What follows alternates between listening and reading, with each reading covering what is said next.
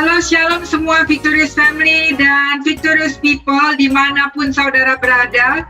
Saya percaya Tuhan hadir bersama kita semua. Dan pesan hari ini adalah pertolongan Tuhan tidak pernah terlambat. Percayakah saudara bahwa pertolongan Tuhan tidak pernah terlambat?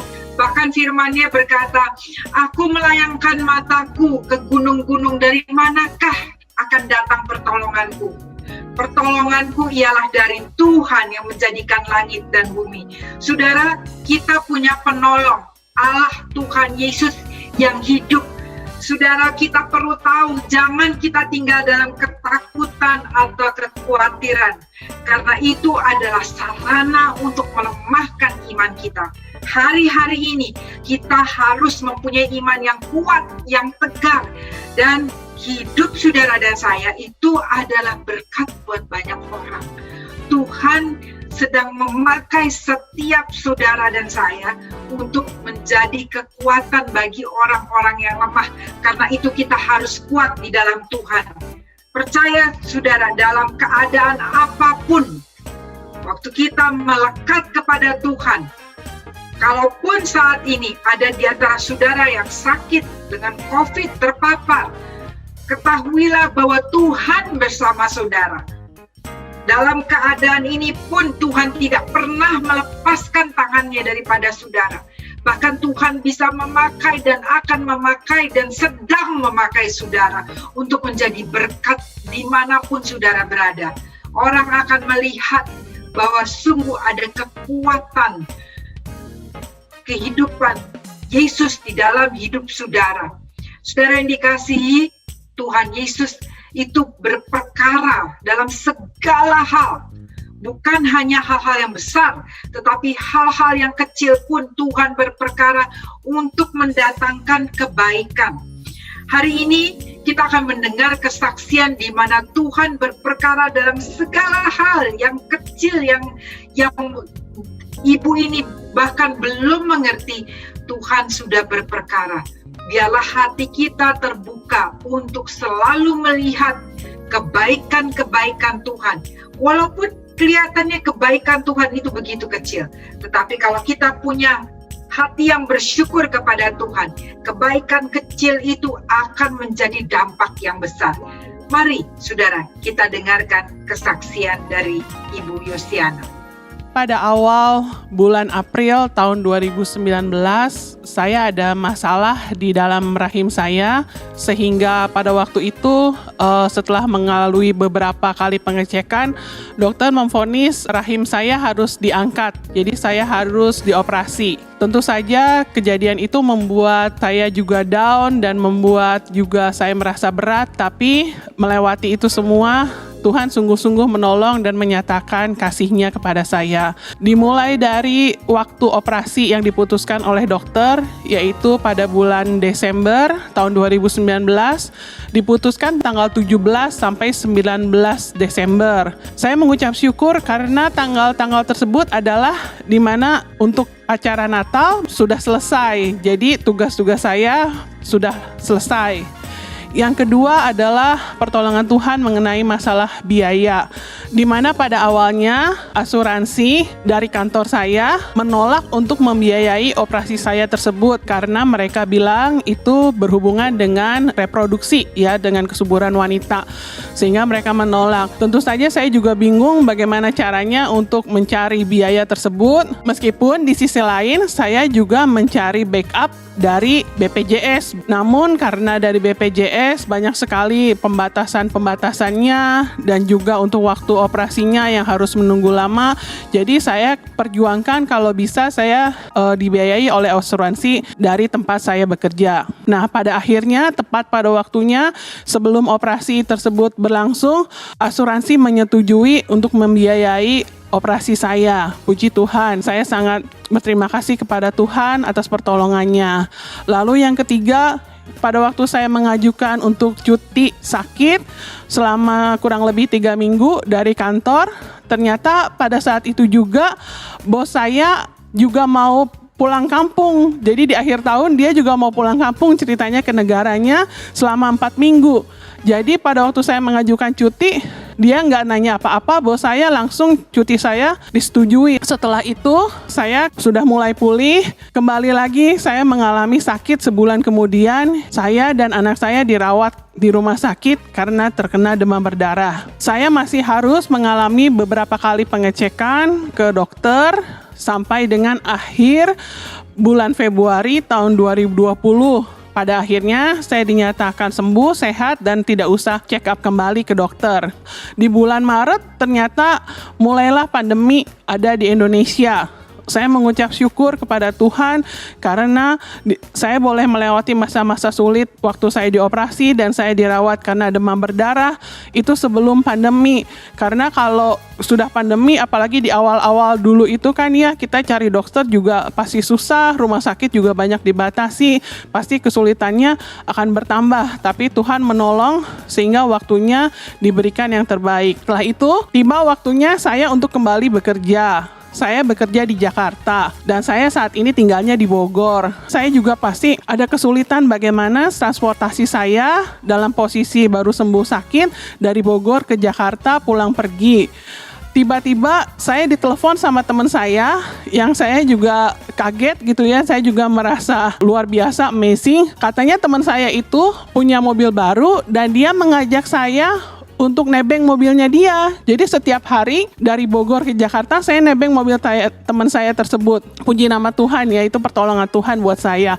Pada bulan Juni tahun 2020, jadi sudah pandemi, teman saya dia berhenti dari kantor. Nah, di situ saya bingung lagi ya, bagaimana caranya saya bisa ke Jakarta lagi. Karena mobil yang saya punya saat itu adalah mobil manual, di mana saya habis operasi juga nggak bisa untuk menyetir mobil manual, karena kalau mobil manual kan dua kaki itu akan menahan kalau kita mau ganti kopling gitu ya, jadi ke perut tuh rasanya bekas operasian itu nggak nyaman. Mulailah saya berencana untuk mengganti mobil lama saya mau jual, saya mau ganti sama mobil yang Matic. Setelah saya pasar-pasarkan, mobil saya yang lama laku terjual. Hanya masalahnya adalah mobil yang Matic itu kan biasanya lebih mahal daripada mobil manual, jadi harus ada biaya tambahannya. Saya ada uang tabungan sedikit, saya tambahkan ke uang yang hasil penjualan mobil yang lama, juga masih kurang. Jadi saya pikir ya sudah, kalau begitu paling saya mau ambil kredit saja dari bank untuk kekurangan harga mobil tersebut. Nah, di samping itu juga saya mencari-cari sambil berdoa juga, minta Tuhan tunjukkan supaya saya dapat mobil bekas yang harganya nggak terlalu mahal, tapi juga nggak terlalu banyak perbaikan, dan yang saya inginkan adalah mobil yang otomatis. Setelah itu saya cari-cari keliling Bogor, ternyata saya menemukan mobil otomatis yang bekas mertua saya pakai, sudah setahun yang lalu dijual. Ternyata ada lagi di showroom mobil bekas yang ada di Bogor. Karena waktu mobil tersebut dipakai mertua saya, sudah pasti perawatannya baik, dirawat dengan baik, dan otomatis kondisi mobilnya juga akan baik. Namun harga yang ditawarkan oleh showroom tersebut adalah lumayan tinggi dibanding dengan mobil-mobil yang sejenis yang dengan tahun yang sama. Pas pada waktunya itu juga Tuhan menolong kami. Saya dapat juga berkat dari dua sumber yang berbeda, dan ajaibnya saudara, jadi uang hasil penjualan mobil yang lama ditambah uang yang saya punya, ditambah uang dari berkat yang pertama dan berkat yang kedua itu, harganya itu sama persis dengan harga mobil yang ditawarkan oleh showroom.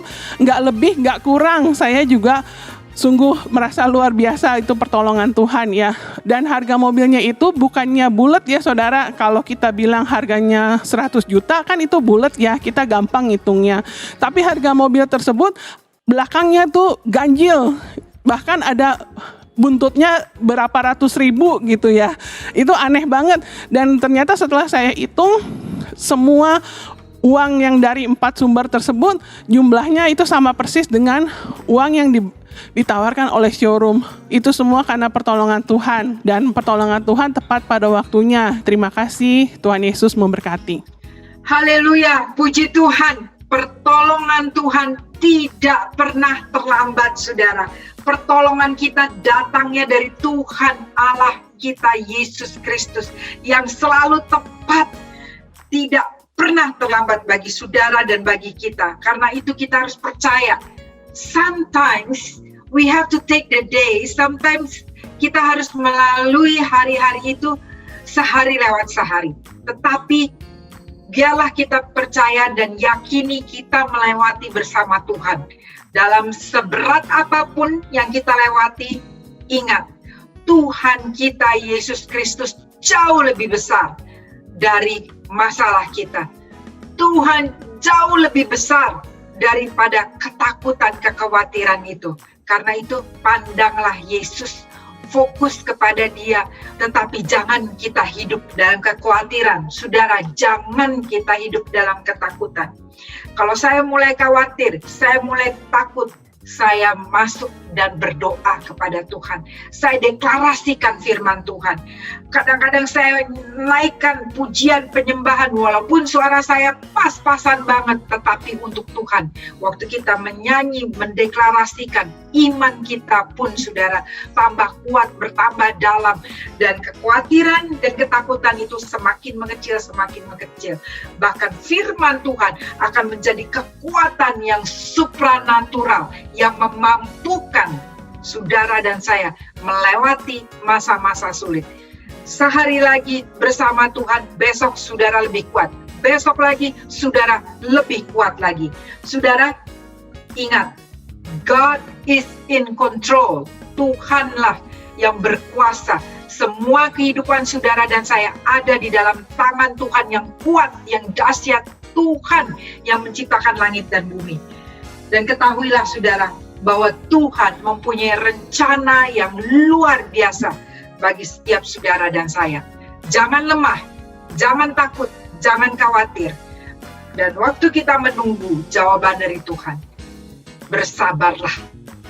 Bersabar, kita bukan orang-orang gampangan.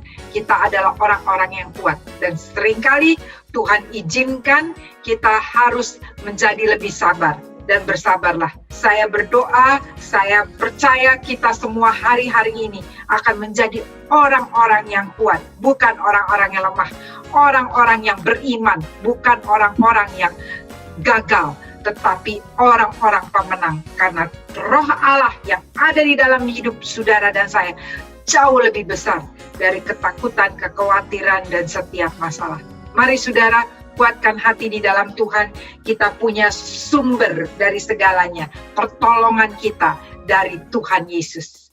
Mari kita satukan hati dan percaya bahwa mujizat masih ada. Mari kita satukan hati di dalam doa. Bapa di surga, kami mengucap syukur Engkau Tuhan Allah yang besar, Engkau Allah yang hidup, Tuhan penolong kami. Kami tahu pertolongan kami datangnya daripada-Mu. Bahkan saat ini Tuhan, yang sakit kami perkatakan, kami sembuh di dalam nama Yesus. Bilur-bilur Yesus menyembuhkan kami. Kami yang tidak ada jalan keluar, Tuhan Engkau membukakan jalan-jalan baru Tuhan. Kami percaya mujizat masih ada. Tuhan, kalau ada di antara kami yang berbeban berat Tuhan, kami serahkan setiap beban kami, kekhawatiran kami, ketakutan kami kepadamu. Dan Engkau mengangkatnya, menggantikan dengan kekuatan, damai sejahtera dan sukacita. Tuhan, terima kasih. Engkau memakai setiap kami. Engkau menyertai setiap kami dan membawa kami untuk kemuliaan nama Tuhan Yesus. Terima kasih Bapa, terima kasih Roh Kudus, terus tuntun kami, tolong kami, hibur kami, dan beri kami kekuatan. Di dalam nama Yesus yang ajaib, kami berdoa dan mengucap syukur. Haleluya. Amin. Shalom, Tuhan Yesus memberkati.